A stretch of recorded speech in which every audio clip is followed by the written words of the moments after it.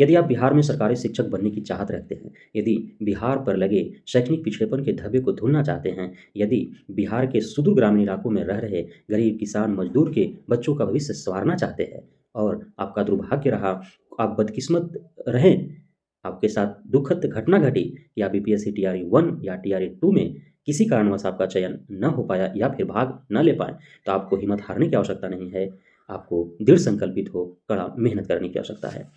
नमस्कार दोस्तों, मैं राकेश वर्मा आप सभी का आपके अपना परिवार, अपना सबसे भरोसेमंद और पसंदीदा यूट्यूब चैनल लेसन गुरुकुल पर स्वागत करता हूं। आज की इस वीडियो में हम बात करेंगे बीपीएससी टीआरई 3.0 से संबंधित मुख्य बिंदुओं पर कि क्या-क्या बदलाव देखने को मिलेंगे, कितने रिक्तियों पर भर्तियां आने वाली है, इन सारे बिंदुओं को हम चर्चा करेंगे। आप बन रहेंगे इस वीडियो में अंत तक। दोस्तों,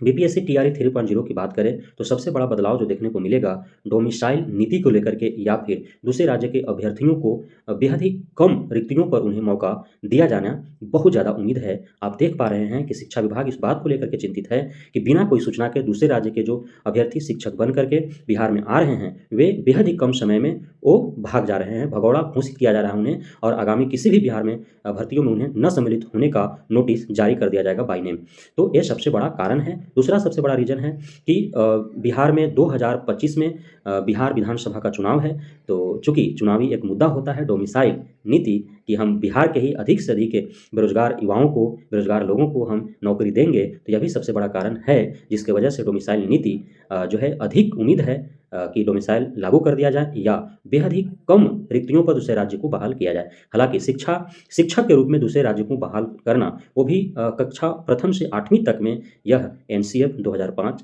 का आरटीई 2009 और एनईपी 2020 तीनों का उल्लंघन होता है, क्योंकि कक्षा प्रथम से 8वीं तक के बच्चों को उनके लोकल लैंग्वेज में शिक्षा प्रदान करना होता है, जो दूसरे राज्य के शिक्षक आकर के कभी भी सैद्धांतिक रूप से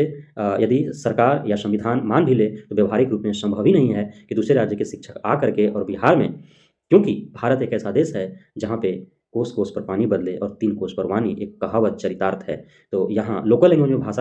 लैंग्वेज में शिक्षा प्रदान करना दूसरे राज्य के शिक्षकों के लिए मुश्किल ही नहीं बल्कि नामुमकिन सा लगता है। दूसरा जो है अन्य बिंदुओं पर हम बात कर लेते हैं, तो आप का यदि रिक्तियों की बात करें तो लगभग 1 लाख के आसपास रिक्तियाँ देखने को मिलेंगी और रिक्तियाँ जो है वह आपको सबसे अधिक प्राइमरी में ही पुनः देखने को मिलेगा। इसका सबसे बड़ा रीज़न है कि बहुत सारे जो नियोजित शिक्षक 1 to 5 में थे, वो बीपीएससी टीआरई 1 और टीआरई 2 के द्वारा या तो वे नई रिक्तियों में शामिल हो गए हैं, राज्यकर्मी बनने की लालसा पाले हुए थे इसलिए, या फिर वे 6 to 8, 9, 10, 11, 12 में अपने योग्यता के आधार पर, अपनी काबिलियत के दम पर वे प्रमोशन पा लिए हैं। तो इस वजह से उनकी जो जगह थी वो खाली हुई हैं, तो टीआरई 3.0 में उस पे आपको रिक्ति जो है उनके द्वारा जो रिक्ति उत्पन्न हुई है, वो आपको देखने को मिलेगा। साथ ही हालाँकि हम इसके पक्ष में नहीं हैं कि जो भी बीएडधारी हैं, जो पिछले 2 वर्षों से या अधिक समय से कक्षा 1 to 5 में बिहार में शिक्षक के रूप में सेवा प्रदान कर रहे हों और उन्हें एक झटके में हटा दिया जाए, हम इसके पक्ष में नहीं हैं। लेकिन यदि ऐसा कुछ होता है तो उससे उत्पन्न रिक्ति भी आपको देखने को मिलेगा 1 to 5 में। अन्य भी कई कारण हैं, जैसे दूसरे राज्य के जो अभ्यर्थी 1 to 5 में सेलेक्ट हुए हैं, वे भी आप देख रहे हैं कि बड़ी संख्या में उनको बिना सूचना दिए जो है स्कूल से गायब होने की सूचना जो है प्राप्त हो रही है। रोज़ खबरें आ रही हैं जिसको लेकर के शिक्षा विभाग के पाठक चिंतित भी हैं और उन्हें भगोड़ा लिस्ट में जो है उनकी नाम दर्ज किया जाएगा और उसके बाद उन पर प्रतिबंध लग जाएगा कि वे बिहार में किसी भी भर्ती में वो सम्मिलित नहीं हो पाएंगे। तो उसके कारण भी आपको जो है 1 to 5 में रिक्ति देखने को मिलेगा। उसके बाद 6 to 8, 9, 10, 11, 12 में भी आपको बड़ी संख्या में रिक्ति देखने को मिलेगी। तो 2024 और 2025 दोनों वर्ष आपको काफ़ी संख्या में रिक्ति देखने को मिलेगा। साथ ही यदि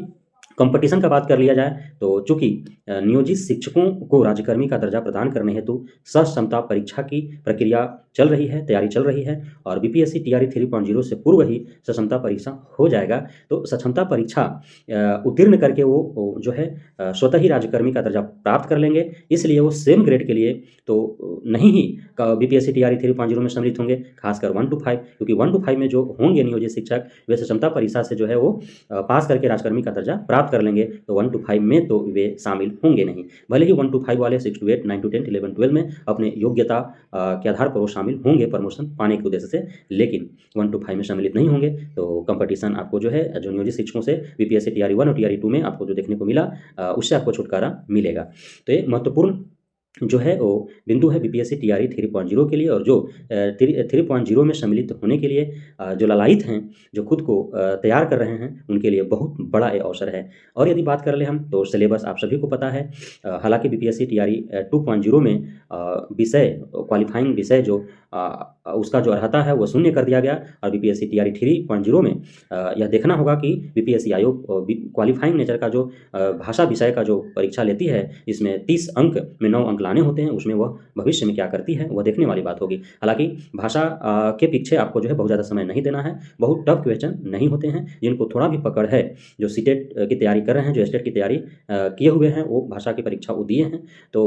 वो सिर्फ रिवाइज कर लेना है परीक्षा से कुछ दिन पूर्व, विशेष उस पर समय नहीं देना है। लेकिन 40 मार्क्स आपको सामान्य अध्ययन से होता है, और 80 मार्क्स जो है आपका विषय से होते हैं, तो उस पर विशेष ध्यान देने की आवश्यकता है। अर्थात मैथ, रीजनिंग, आपका history, polity, economics, geography, EVS, उसके बाद आपको chemistry, physics, biology, current affairs, ये सब आपको प्रारंभ से ही अध्ययन करते रहने होंगे, क्योंकि यही जो है आपको मार्क्स दिलाएंगे, और इसी पर आपका मेरिट बनेगा, और आप जो है बीपीएससी टीआरई 3.0 में सफलता प्राप्त करेंगे। नेगेटिव मार्किंग बीपीएससी टीआरई 1 में भी नहीं था, टीआरई 2 में भी नहीं था, टीआरई 3.0 में भी शायद नहीं होंगे, लेकिन कुछ भी कहा नहीं जा सकता है, क्योंकि उसका कैलेंडर जब 8 महीना पहले जारी कर दिया गया, तो हो सकता है कि नेगेटिव मार्किंग रहे भी। अर्थात हालांकि शिक्षा विभाग और बिहार सरकार नेगेटिव मार्किंग के पक्ष में नहीं है, तो कुछ भी कहा नहीं जा सकता है, लेकिन खुद को तैयार रखना है कि चाहे नेगेटिव मार्किंग हो अथवा नहीं हो, झंडा गड़ने में कामयाब हो सकें। तो बीपीएससी टीआरई 3.0 में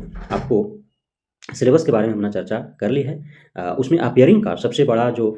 उसमें बात है कि बीपीएससी टीआरई 3.0 में अपियरिंग को मौका दिया जाएगा अथवा नहीं, क्योंकि अपियरिंग को लेकर के सारे लोग चिंतित हैं, जिनका 22-24 सेशन जो रेगुलर मोड में हैं, या फिर जो सीटेट जनवरी में दे रहे हैं, हो सकता है वे इसमें किसी कारणवश क्वालिफाई ना कर पाएँ, तो अगस्त वाला में वो भाग लेंगे, जुलाई अगस्त में जो भी सीटेट होगा उसमें वो भाग लेंगे। तो अपियरिंग के लिए मौका दिया जाएगा अथवा नहीं। उसके बाद चूँकि एनआईओएस डीएलएड को जो है के अभ्यर्थीगण अभी संघर्षरत हैं, अभी कोई सकारात्मक कदम नहीं उठाया गया एनसीटी या फिर केंद्र सरकार एमएचआरडी मंत्रालय के द्वारा। तो बहुत सारे ऐसे अभ्यर्थी थे जो एनआईओएस डीएलएड को माननीय सुप्रीम कोर्ट के द्वारा जो है फ्रेश रिक्रूटमेंट के लिए अयोग्य ठहरा देने के बाद वे जाकर के कहीं न कहीं भारत के कोने-कोने में जहाँ भी उनको व्यवस्था बन पाया, वो जाकर के 22-24 सेशन में एडमिशन लिए हैं। तो वे भी हैं कि 2024 में जो आगामी शिक्षक भर्ती परीक्षा होने वाला है बीपीएससी टीआरई 3.0, उसमें उन्हें जो है मौका प्रदान किया जाए। साथ ही एसीएस के पाठक ने भी 22-24 के अभ्यर्थियों को डाइट सेंटर में जा करके ऑन कैमरा उन्होंने आश्वासन दिया है कि 22-24 सेशन वाले को आगामी शिक्षक भर्ती में उन्हें मौका प्रदान किया जाएगा। तो उम्मीद है कि अपियरिंग को मौका दिया जाए। तो ये महत्वपूर्ण बिंदु हैं। बाकी अन्य बिंदुओं से आप अवगत हैं, बीपीएससी टीआरई 1 और टीआरई 2 चूँकि 2 परीक्षाएँ हो चुकी हैं, तो अन्य सारे बातों से आप अवगत हैं, तो हम ज़्यादा समय नहीं लेना चाहेंगे। बहुत-बहुत धन्यवाद आप सभी साथियों का हमारे साथ जुड़ने के लिए, हमारे साथ बने रहने के लिए। जय हिंद।